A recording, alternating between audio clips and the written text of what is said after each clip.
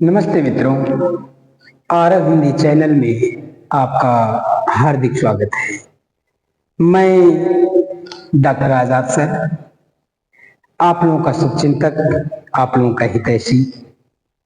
तो मैं आप लोगों को पिछली वीडियो में हमने पढ़ाने का काम किया था। ये कौशल के विषय में मैंने बताया था कि जो ये कौशल होते हैं, कौशल 4 प्रकार के होने का काम करते हैं। और मैंने फिर कौशल के अर्थ को बताया, फिर लेखन कौशल को बताया, और अब मैं आपको बताने की कोशिश करूंगा लेखन कौशल का महत्व। लेखन कौशल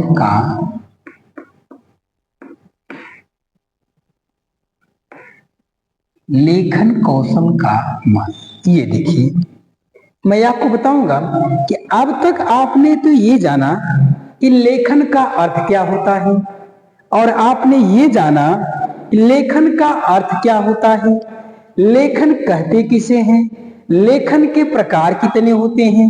तो आपने अभी तक तो इन सारी चीजों को जाना।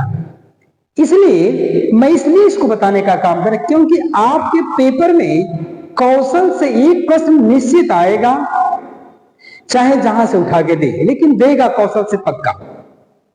तो उस कौशल में भी क्या है, आपको सिर्फ एक ही कौशल पढ़ना है। उस कौशल का नाम है लेखन कौशल। तो लेखन कौशल के मैंने आपको अर्थ को बता दिया, लेखन कौशल किसे कहते इसको मैंने बता दिया, लेखन कौशल का उद्देश्य क्या है उसको मैंने आपको पिछली वीडियो में बताने का काम किया था।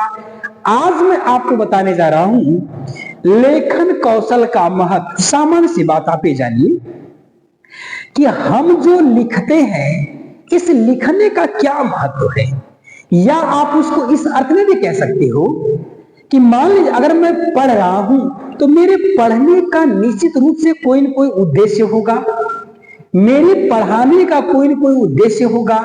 और ये कहता है मेरे पढ़ने का भी कुछ न कुछ महत्व है, मेरे पढ़ाने का भी कोई न कोई महत्व है।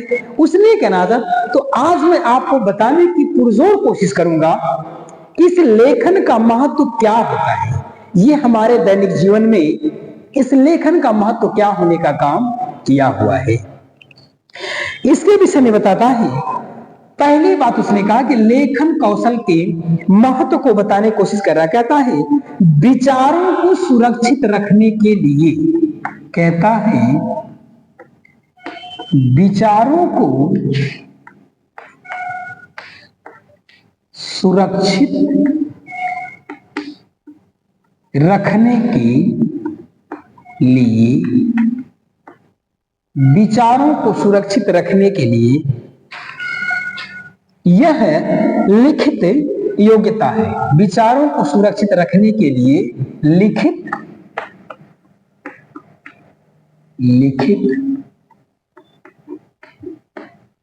योग्यता है।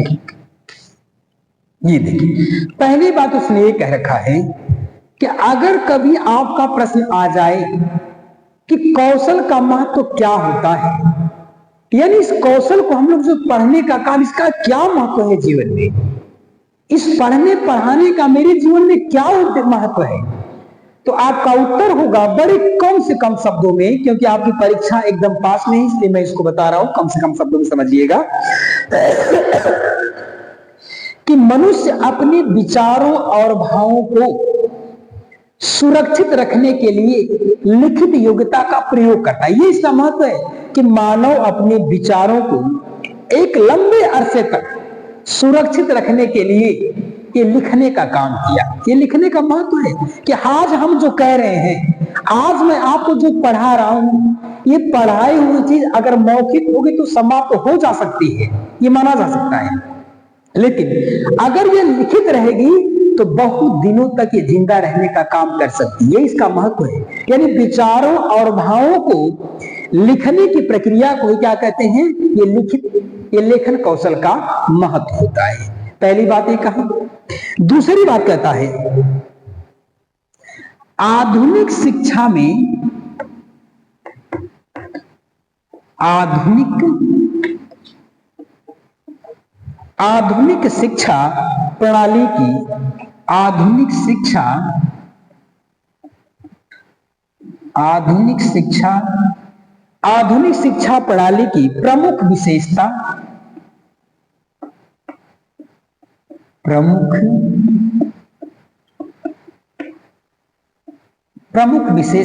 परीक्षा है। ये महत्व है। उसने दूसरी बात आपको बताने की कोशिश किया है। उसने ये कह रखा है ना कि आधुनिक शिक्षा जो नई शिक्षा है आई है, ये जो अब वाली जो वर्तमान में जो शिक्षा चल रही है, उसने कहा कि आधुनिक शिक्षा की जो प्रणाली जो प्रक्रिया है, इसकी एक सबसे विशेषता प्रमुख विशेषता क्या है? परीक्षा है। यानी आप कितने पढ़े हो, क्या पढ़े हो, कैसे, इसका कोई मतलब नहीं है। अगर आपने उससे संबंधित परीक्षा को पास कर लिया, ये क्या है? ये लेखन का महत्व है।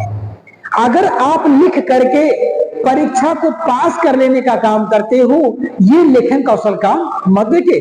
मैं आपको बताऊं, कुछ बच्चे तो ऐसे होते हैं कि जो बोल करके इंटरव्यू तो पास कर लेते हैं, क्योंकि उनका वाचन जो होता है ये बड़ा अच्छा होने का काम करता है, बोलना जो होता है सुन अच्छा होता है, तो वे बच्चे तो बोल करके इंटरव्यू को पास कर लेते हैं। कुछ बच्चे ऐसे हैं कि बोलने में तो सही नहीं है, लेकिन उनका लेखन कौशल बड़ा अच्छा है, तो वे बच्चे अपनी चीजों को लिख करके सामने वालों को प्रभावित कर लेते हैं और अच्छे नंबर को पा लेते हैं। ये कहता है, ये प्रक्रिया क्या है?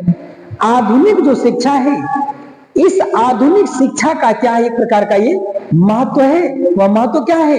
लिखित परीक्षा, लिखना, यानी उसका जो प्रमुख विशेषता है परीक्षा ही है। तीसरी बात कहता है कि लिखित भाषा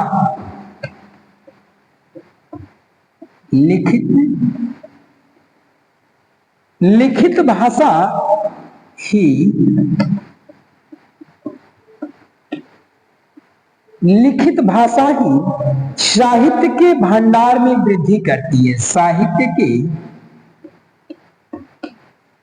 भंडार में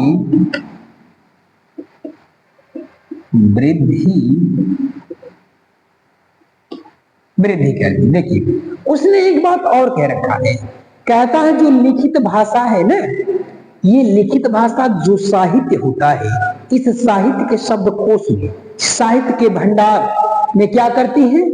वृद्धि करने का काम करती है, बढ़ाने का काम करने का कार्य करती है। ये लिखित का महत्व है, लेखन कौशल का ये महत्व है।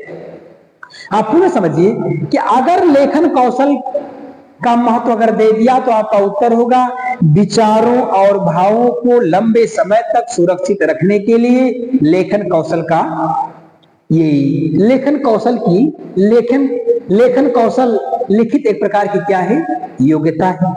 दूसरी बात कहता है कि आधुनिक शिक्षा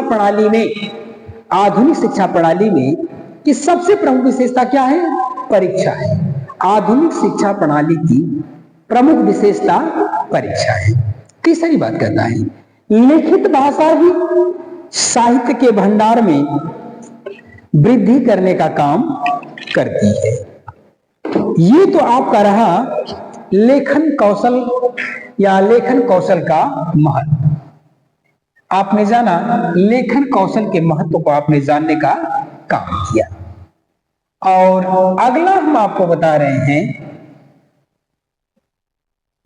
लेखन की उपयोगिता।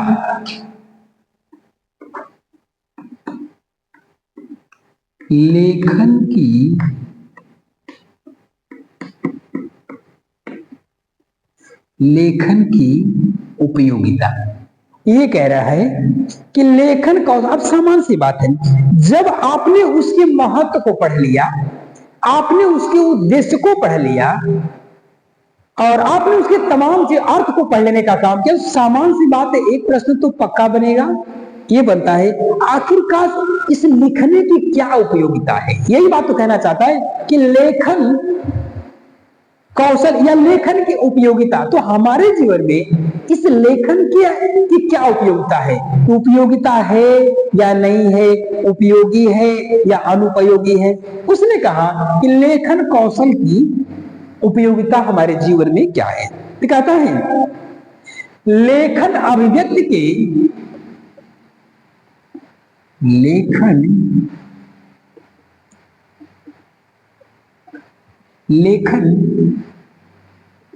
लेखन अभिव्यक्ति के 4 प्रमुख बिंदु हैं।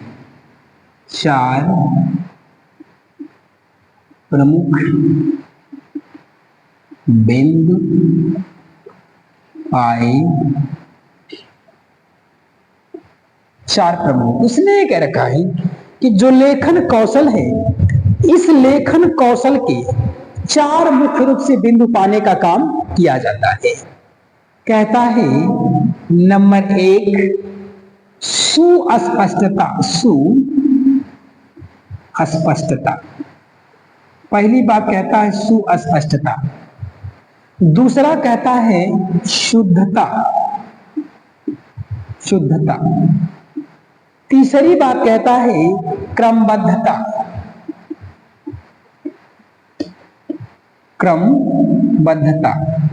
और चौथी बात कहता है सुसंबद्धता।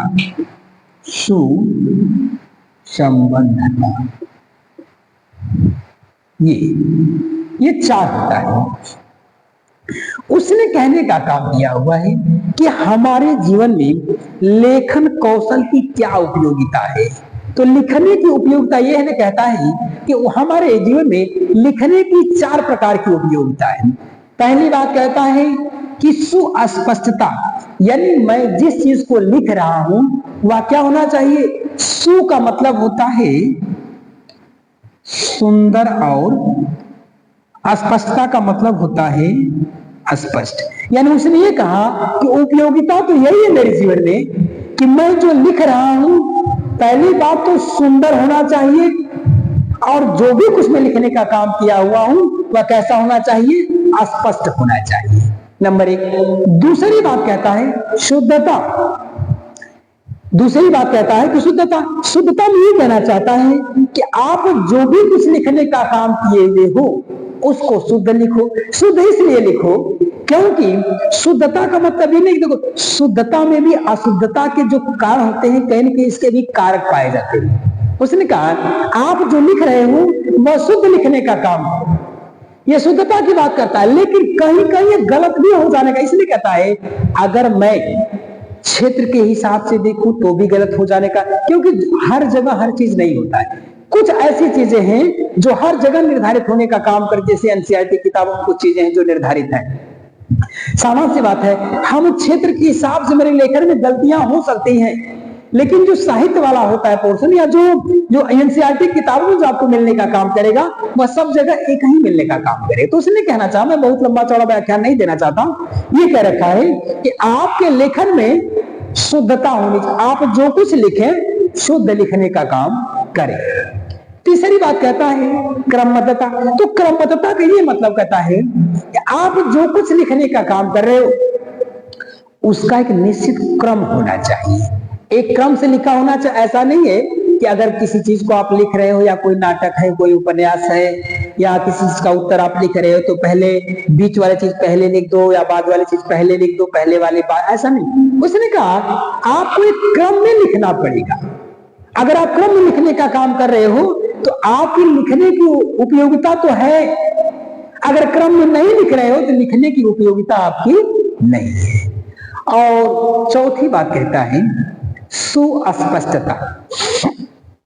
चौथी बात कहता है कि सुस्पष्टता, वह देखिए कहता क्या है कि सुंदर भी होना चाहिए, सुसंबद्धता है। हाँ, कहता है सुसंबद्धता, कहता सुंदर हो, और जिस चीज को आप लिख रहे हो वह कहीं न कहीं एक दूसरे से बधे होने का काम किया होना चाहिए, एक दूसरे से जुड़े होने का काम किया होना चाहिए। तो ये 4 चीज बताने का काम हमारे जीवन में लेखन की 4 उपयोगिता होने का काम किया हुआ है। और अंतिम कहता है इसमें, अंतिम कहता है ये सरल कहानियां,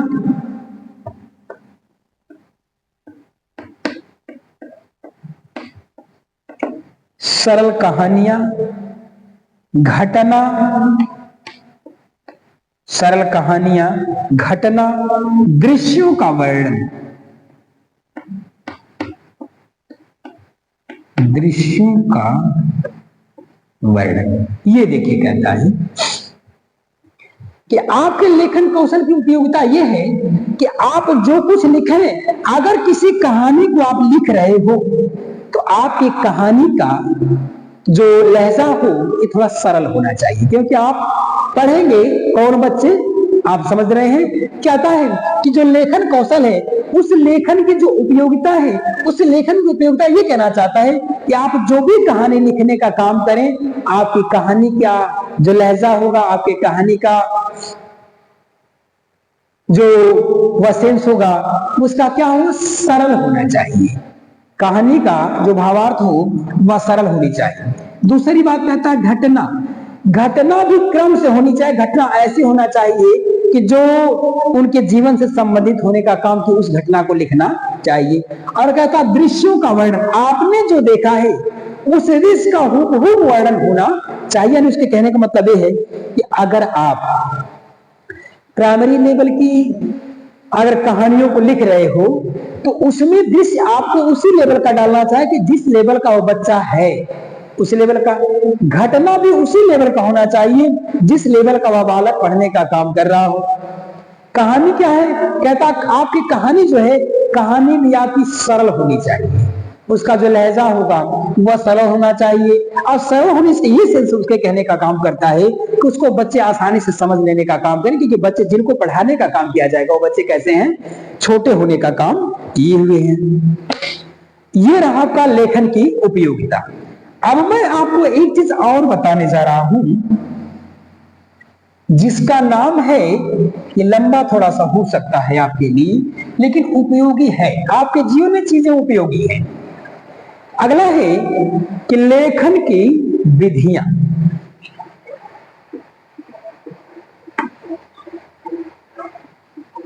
लेखन की विधि।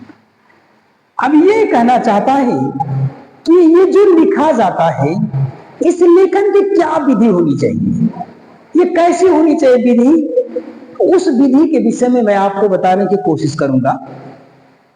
कहता है जो लेखन विधियां हैं, पहली बात उसने ये कहना चाहा कि आपकी जो लेखन विधि है वह सार्थक, कहता है सार्थक रेखाएं खींचने वाली, सार्थक रेखाएं खींचने वाली। कहता है कि सार्थक रेखा खींचने की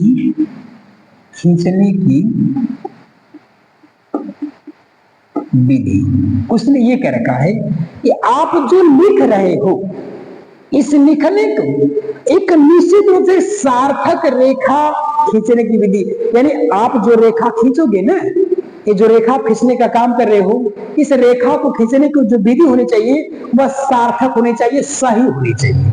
और उसने कहा अच्छा विधि क्या है, अब उसमें ये कहना चाहता है कि कैसी कैसी रेखाओं को मैं खींचने का काम करूंगा सार्थक, यानी रेखाओं को ही खींच करके चित्रों का निर्माण करने का काम किया जाता है या अक्षरों का निर्माण करने का काम किया जाता है। उसने कहा जैसे आपकी रेखा ये वाली होगी, ये वाली हो सकती, ये वाली हो सकती, ये वाली, ये क्या है, यह एक प्रकार के क्या है, सब रेखा ही तो है। और इन्हीं रेखाओं को कहता है ये सार्थक रेखा है, ये निरर्थक रेखाएं नहीं है। इसलिए कहता है कि लेखन की विधियां क्या है, सार्थक रेखा खींचने की विधि। पहली विधि का नाम है सार्थक रेखा खींचने की विधि। दूसरी विधि है खंडशः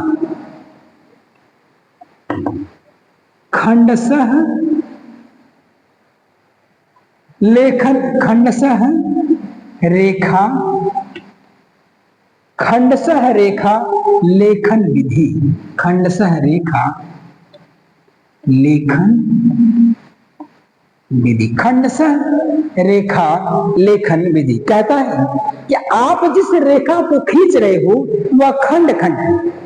तो खंडशः का मतलब होता है, ये कहना चाहता ना कि आप का जो खंडशः है मतलब खंड खंड टूटा हुआ है। अब देखिए खंडशः का ये मतलब कहता है कि अगर आपको अ ही बनाना है, एक खंड ये हो गया, एक खंड ये हो गया, एक खंड ये हो गया। अब कहता है एक खंड, दो खंड, तीन। अब कहता है रेखा, अगर आपको अही बनाना, अब जाके पूरा होने का काम किया हुआ है। कहता है जो खंड खंड में रेखाएं बटी हुई है उसको जोड़ने क्रिया को क्या कहते हैं? खंडशः रेखा विधि। यानी रेखा खंड खंड में है, उस विधि को क्या, उसको क्या करना है? जोड़ने का काम करना है। तीसरा कहता है रेखा अनुसरण विधि। कहता है रेखा अनुसरण विधि। कहता है कि रेखा अनुसरण विधि का मतलब ये कहता है, ये देखिए प्राइमरी लेवल में नहीं चलता है, ये चलता है नर्सरी स्कूलों में चलता है। उसने कह रखा कि रेखा का बच्चा क्या करेगा? अनुसरण करेगा। रेखा अनुसरण विधि में कहता है कि रेखाओं का ही बच्चा नकल करेगा। अब रेखा कैसी होगी? ये कहता है ये जो होती, जैसे अगर आपको म बनाना है, म बनाना है, ऐसे बना हुआ है, बिंदी बिंदी करके म बना हुआ। अब बच्चा क्या करेगा? इसी बिंदी बिंदी पे, इसी बिंदी बिंदी पे क्या करेगा? अपने पेन को घुमाने का काम करेगा। तो ऐसे करेगा, या हो सकता ऐसे कर ले, ऐसे कर ले और ऐसे कर ले। यही चीज कहता है कि रेखा अनुसरण विधि, जो रेखाएं बिंदु के रूप में बनाने का काम की गई है, उसी बिंदु के ऊपर वह जो बालक है, वह जो बच्चा है, अपने पेंसिल या कलम को चलाने का काम करेगा और उन्हीं बिंदुओं से एक बिंदु से एक को मिलाने का काम करेगा और एक निश्चित रूप में अक्षर बन करके तैयार हो जाएगा। चौथा कहता है यह अनुलेखन विधि। चौथा कहता है अनुलेखन विधि। चौथा है अनुलेखन विधि। ये कहता है अनुलेखन विधि में ये कहना चाहता है ना कि शिक्षक क्या होता है कि मोटा मोटा सा अक्षर लिख देता है। शिक्षक एक मोटा मोटा सा अक्षर लिख देने का काम करता है और उस मोटे अक्षर को देख करके बालक भी उसी तरह के अक्षर को बनाने का काम करता है। उसको कहते हैं अनुलेखन विधि। इस अनुलेखन को मैं आपको बाद में पढ़ाऊंगा, उसमें सुलेख मिलेगा, श्रुतलेख मिलेगा और अनुलेख मिलेगा, उसको मैं आपको बाद में पढ़ाऊंगा।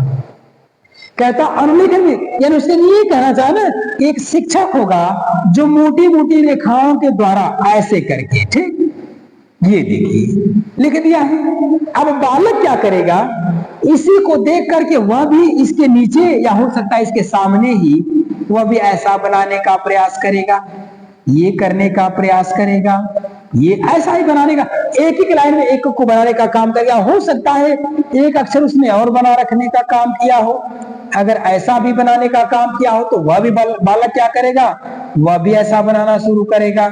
ये कहता है अनुलेखन विधि। अनुलेखन का विधि मतलब ये कहता है कि चीजें बनाई गई उसको देख करके जब बालक लिखने का काम करता है, इसको कहते हैं अनुलेखन विधि। और पांचवी बात ये कहना चाहता है कि स्वतंत्र लेखन विधि। स्वतंत्र लेखन विधि कहता है, स्वतंत्र लेखन विधि में यह कहना चाहता है कि जो बच्चा है, जो बालक है या जो कोई है, वह क्या है? स्वतंत्र। अगर व्यक्ति बिना दबाव में कोई चीज लिखना चाहता हो, अपनी बातों को आसपास लिख लेगा। अगर कहीं प्रेशर में, दबाव में, तो अपनी मूल चीजों को लिख नहीं पाता है, वह अपने विषय से विषयांतर हो जाने का काम करता है। और अगला कहता है, स्वतंत्र लेखन की बात कहता है तुलना विधि। तुलना विधि ये कहता है, तुलना विधि में ये कहता है कि एक चीज से दूसरी चीज की क्या की जाती है? तुलना करने का काम किया जाता है, इसको कहते हैं तुलना विधि। और अगला कहता है अनुकरण विधि। कहता है एक अनुकरण विधि मतलब नकल कर, आप जैसा लिख रहे हो वैसा मैं भी लिखने का काम करूंगा। ये क्या है? अनुकरण विधि होने का काम किया हुआ। इसको मिटा दे रहे हैं, आगे हम इसमें आपको पढ़ा रहे हैं। अनुकरण विधि हो गया। और अगला है पेस्टालॉजी की रचनात्मक विधि। पेस्टालॉजी कहता है अगली जो विधि है वह पेस्टालॉजी की रचनात्मक विधि है। यहां लिख लीजिए आप, पेस्टालॉजी लाजी की रचनात्मक, एस्ट्रोलॉजी की रचनात्मक विधि। और फिर इसके बाद कहता है मॉन्टेसरी विधि, मॉन्टेसरी विधि। और अगली विधि कहता है जैकपॉट विधि, जैकपॉट विधि। और अगला कहता है विश्लेषण विधि,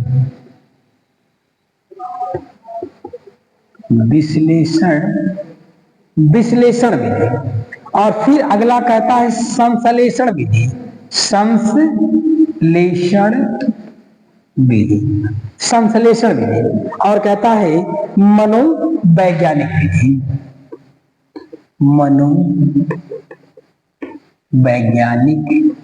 मनोवैज्ञानिक विधि। ये जो कहता है कि विश्लेषण विधि और संश्लेषण विधि। विश्लेषण विधि का मतलब होता है विस्तार करके आपको बताना, विस्तार करना है, विश्लेषण है। संश्लेषण क्या है, उसको आप खुद आप ग्रहण करने का काम ये कहता है संश्लेषण विधि होता है। तो ये रहा लेखन विधियां, कुछ रहे अगर आपको याद हो तो कम से कम 2-4, तो जैसे सार्थक रेखा खींचना, खंडशः विधि, रेखा विधि, सुलेख विधि, तमाम प्रकार की चीजें जिसको आप आसानी से लिख लीजिएगा। और आज के लिए इतना ही, और अगली वीडियो में पुनः आपसे मुलाकात होने का काम करेगी और मैं उस पर आपको पढ़ाने का काम करूंगा।